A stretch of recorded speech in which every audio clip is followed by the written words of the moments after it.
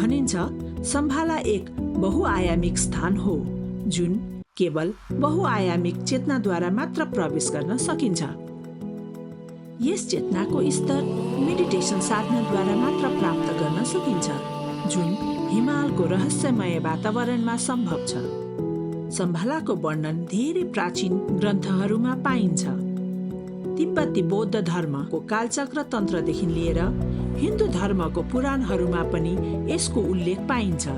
सम्भाला केवल एक मिथक होइन, यो एउटा आध्यात्मिक लक्ष्य हो।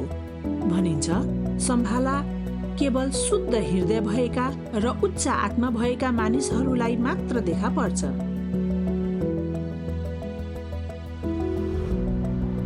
हिन्दू र बौद्ध ग्रन्थहरू दुवैले यहाँका मानिसहरूलाई अमर मानेका छन्, जसले मृत्युलाई जितेका छन् र पुनर्जन्मको चक्र पार गरेका छन्।